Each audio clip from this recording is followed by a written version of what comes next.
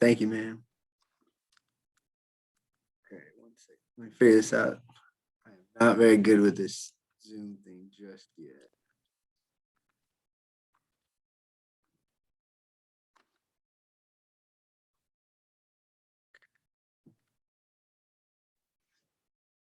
All right.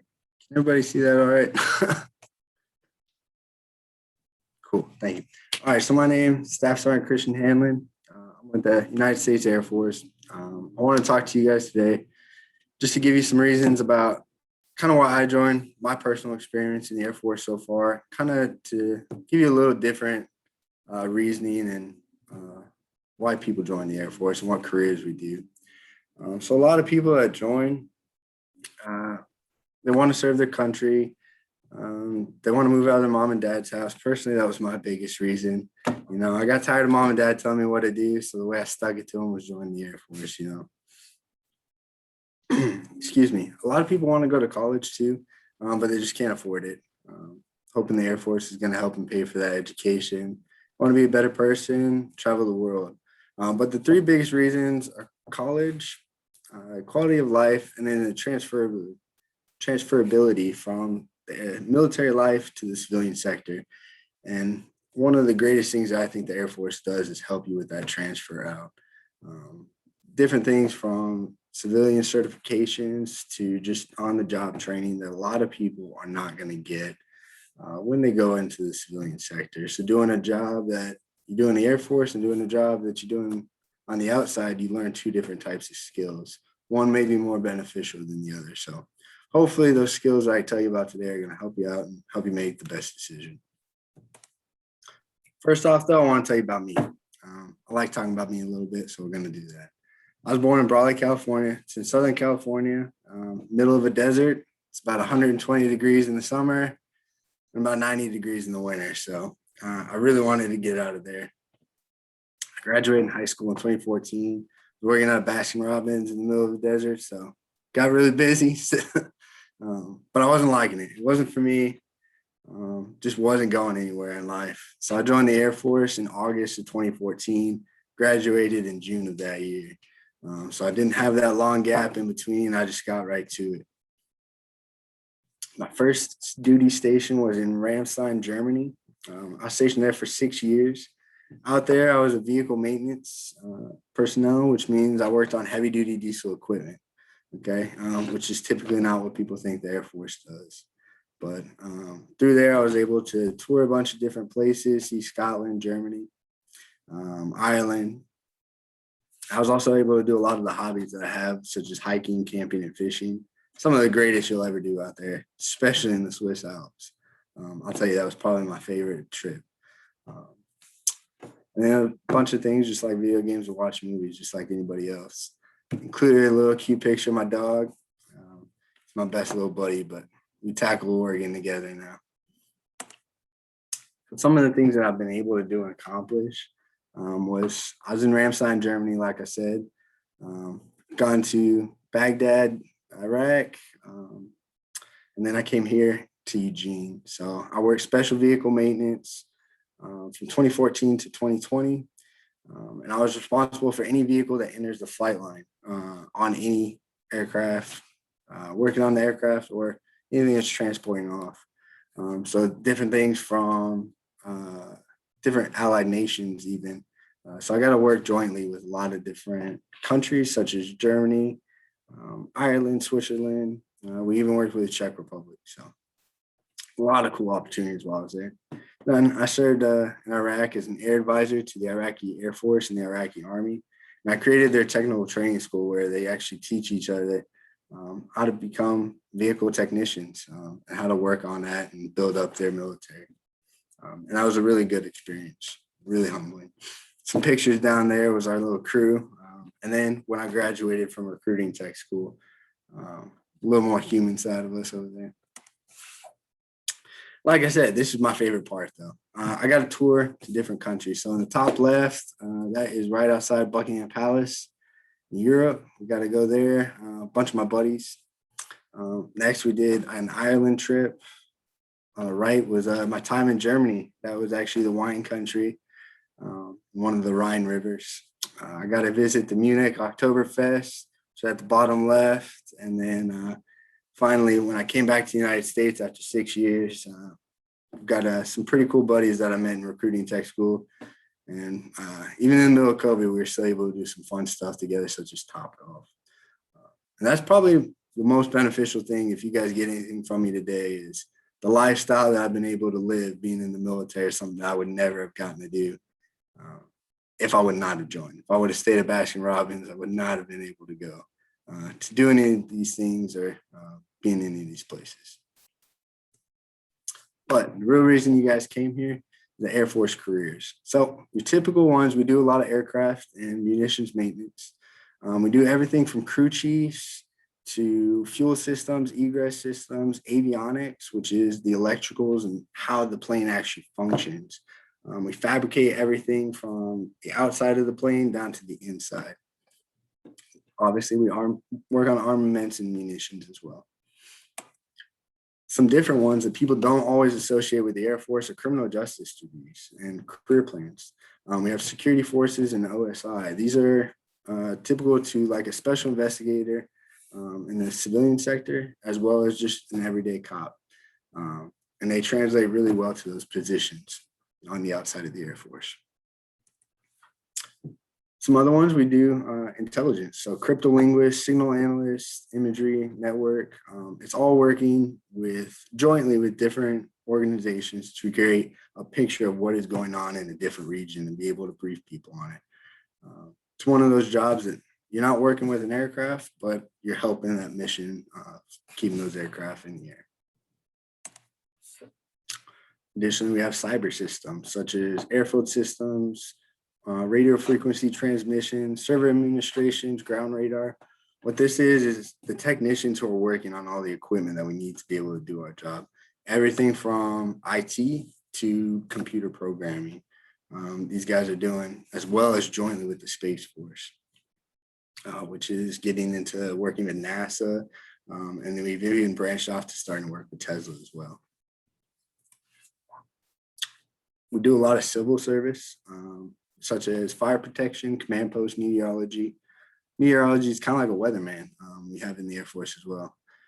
We have comptrollers, logistics, so warehouse working, public health and safety, so inspecting, making sure all of our food is good, everything like that. Firefighters, all different jobs that aren't necessarily associated with the air crew and aircraft, but we need them to accomplish our overall goal. Civil engineering is probably the biggest one that people forget about in the Air Force. We have different jobs such as HVAC, pavement structures, and these guys really get the ground running. They build up bases from nothing and can achieve so much. I've seen these guys go from a dirt field to an airstrip and hardened shelters in less than a month. And they work real hard, and they also get those certificates to transfer out. So they'll get in for 6 years, get a degree in civil engineering, and then they're running companies 6 years later. So it's pretty cool jobs with that. Back into those kind of aircraft jobs, though, we have in-flight refuelers, load masters, and these guys are helping the plane, making sure the weight distributed evenly with the load masters, and the refuelers making sure they got enough air or fuel to make sure the air crew gets where they need to go. And then communications and operations, just making sure that everything goes smoothly. Finally, a big one, I'd be remiss without talking about it, special warfare. We have everything from pararescuemen, which are essentially a medic that jumps out of an airplane and saves people. We've got combat controllers, tactical air crew, SEER, EOD, and special reconnaissance. And all of these jobs play a really vital role into the Air Force's overall mission, as well as helping out other branches. Now, the big one, why are we different from the Marine Corps and Army and the National Guard that's here to talk to you as well? The military and all, we hire you with no experience or training. That's something that most other career fields cannot do. You're going to get medical and dental care. You're going to get 30 days paid vacation. You're going to get housing at no cost. You're going to get meals at no cost. an unbelievable retirement plan. At 20 years old or 20 years in, so 38 years old potentially, you can be on your first retirement and already saved up with a retirement plan. Job security is a big one. We're going to serve your country with honor and pride, and you're going to get up to 100% of tuition fees paid for when it comes to college as well. So setting yourself up for when you get out. With the post 9/11 GI Bill, you're getting over $83,000 in education fees. So when you get out, you can actually focus on that career plan you would like to go on. Then all of our training is 100% accredited through the Community College of the Air Force, which is something that is a really good program. So all 155 of our jobs are going to translate out to a associate's degree, which you can then work on through the different programs to achieve your bachelor's potentially. Some timelines and things to think about. Juniors going in can start booking right now and get processed through and into our delayed entry program, which can set you up with a job and everything you need for after you graduate your senior year. Seniors can start processing through medical and testing and book a date for basic training. So they can graduate and leave just like I did right after they get out of high school. Training has been shortened a little bit. My slide is a little off. It just got shortened up last week on us. So instead of 8.5 weeks, we're only at 7 weeks now. And then after that, you're going on to your vocational tech school. And that's where you learn how to do your job. That's why the Air Force doesn't require you to have any experience prior to joining. And that's the end of my briefing. If you have any questions, feel free to call and talk to me later. I also ask that if you guys ever want to follow our Instagram page, it's right there for you.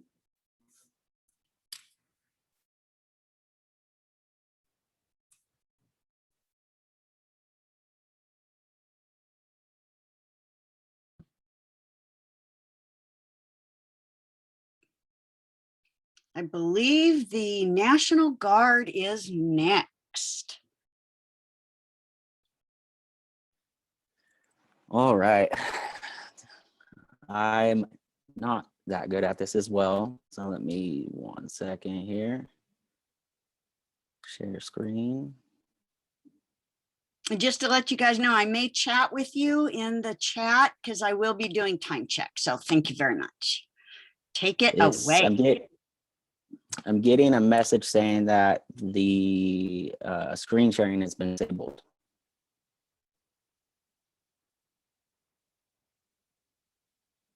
Your mic's off. I can't hear you. So sorry. Go ahead and start, and I will get a hold of Mary Beth, who's the host, so she can fix that. All right. So I'll just start off by just saying my name is Staff Sergeant Yulbrich, and I'm with the Oregon Army National Guard.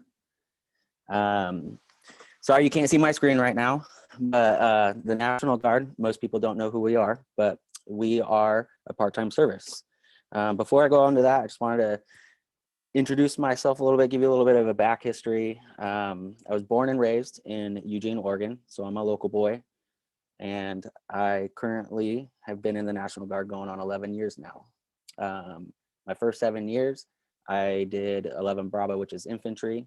And from there, I went and did a short stint in supply. And then after supply, I took on the role as a recruiter. I've been recruiting for about 8 months now, and I'm liking it so far. I like to be out there, I like to talk. I graduated from Springfield High School. I currently reside in Springfield. I'm a local boy. All right. Sorry that you can't see my screen. But what is the National Guard? The Oregon Army National Guard, we are a part-time service. So it's a part-time commitment. And it's 1 week in a month and 2 weeks out of the summer.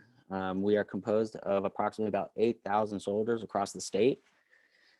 And your primary area of operation is in your home state. You live here, you serve here. So at the age of 17, someone could enlist with parental consent and actually start attending our drills. Our training weekends are called drills. And then while you are in high school, the way that works is you are now, after you enlist, you are put into an RSP program. RSP stands for Recruit Sustainment Program. So between your junior year, from the time you enlist to summer, you are training with us, and we're teaching you things like land navigation. We're teaching you medical skills. We're teaching you how to get familiarized with weapons. We're teaching you all the basic soldier skills that you need to prepare you for basic training. And the best of all, you also get paid while you're in high school. And basic training in AIT, what it looks like for high schoolers. Like I said just a few moments ago, from your junior year, if you enlist with parental consent at the age of 17, between your junior year and your senior year, you will actually attend basic training as a junior in 17. You'll do that for 10 weeks. Then you come back and you continue with school for your senior year. At that point, you are in the National Guard.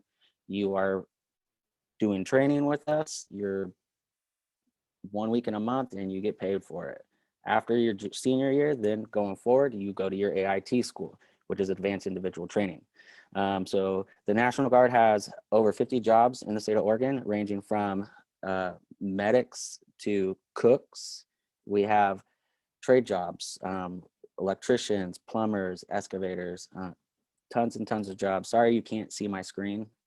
And I apologize to Kyle. We're working on it. It's a technical issue. And that's fine. It's all right. We like to roll through things, adapt and overcome.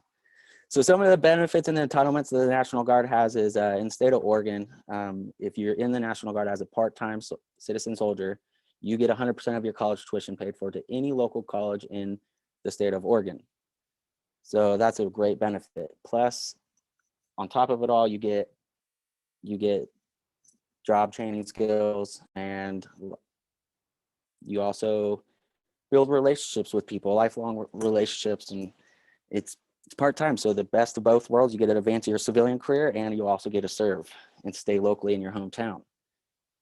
So the way it looks is, because it is part-time, starting pay is for someone that comes in right as a 17-year-old as an E1, start pay for that 2 days of training starts off about $213 before taxes. It's nice that you could work part-time as a junior in high school, get some training, work in your community, and get paid for it. So some common questions that I typically get when I talk to people is, one is, I'm still in high school, can I join? Absolutely, with parental consent. If parents are on board, you're on track to graduate, you could join at the age of 17, a junior, and begin receiving pay immediately. So another question I get is, when will I serve? 1 week in a month, and then 2 weekends after you finish AIT. So while you're in high school, you only serve 1 week in a month. And you get paid for it. Typically, the process from time of talking to someone to enlisting is about 14 days. It can be a lengthy process, but it's typically not. Once again, I'm going to keep this kind of short. Mine isn't as fancy as the Air Force recruiter. But once again, thank you for your time. My name is Staff Sergeant Yulbrich. I will definitely send my slides to the career counselor, and maybe we could get those out to you with all my contact information if you have any questions or anything. Thank you for your time. I will post your slides with this recording. There again, Perfect, my thank you. apologies. Not sure what's going on.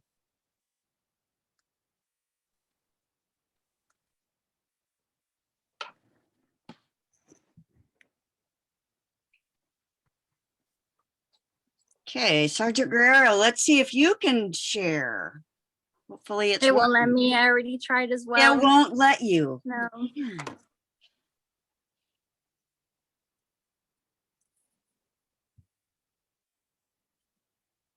Okay, go ahead. We're still working on it. My apologies. No worries. So I'm Sergeant Guerrero. I'm in the Marine Corps. I've been in the Marine Corps for almost 7 years now. My original job was an armor, so a small arms technician. basically fixing weapons. I was down in California before I came out here for my first duty station, and now I'm out here recruiting. I did volunteer to come out here, and I've been having a great time so far. So I wanted to cover two of the programs that we offer, one being the active duty side, one being the reserve side. Basically with the active duty side, the differences of active versus reserves is active duty is typically the one you hear most often. That's where you actually go out and you do your job but full time. And it's not near home. It's usually somewhere down in California, somewhere on the East Coast or overseas, being Okinawa, Japan, or Hawaii. And the reserves is part-time, where you work 1 weekend in the month and 2 weeks in the summertime. And you also work here at the Springfield Reserve Station. So some of the jobs that I wanted to cover, just a brief summary of the jobs, won't get into details into all of them. However, we do have infantry, communications, trade jobs such as welding, electricians, construction, HVAC. We have photographers as well, military police, aviation, intelligence. Like I said, my job, which is ordnance. So when you think about the Marine Corps, you think about, why would I join the Marine Corps, right? You got the Navy, the Army, the Air Force, National Guard, Coast Guard, right? You have all these different branches. So what makes this a little bit different? And I wanted to go into first, when you join the Marine Corps, for us, it's you're a Marine first, and then your job comes second. So many people don't qualify to join the Marine Corps. It's really hard, physically demanding as far as physical fitness goes, height and weight standards, medical standards, and education standards. You have to have a high school diploma. You cannot join with a GED.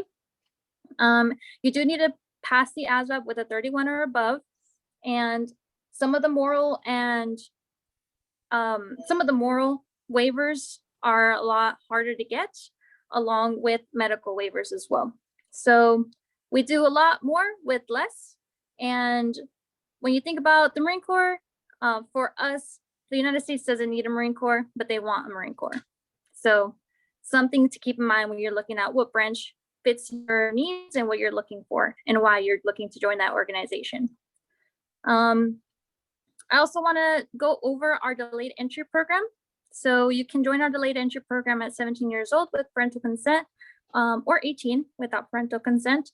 And what that does is allows you to pick a boot camp date and a job. So once you pass the ASVAB and you get medically qualified, you become a poolee. We have workouts 2 times a week and a monthly pool function, which is mandatory. And we get everyone together, play some sports, basically get you mentally and physically ready for recruit training. Recruit training is 3 months long. It is the longest boot camp of all the branches. So you're going to have 13 weeks, and then you're going to add a 2 weeks extra for that 2-week quarantine at the beginning, just to make sure there's no symptoms of coronavirus.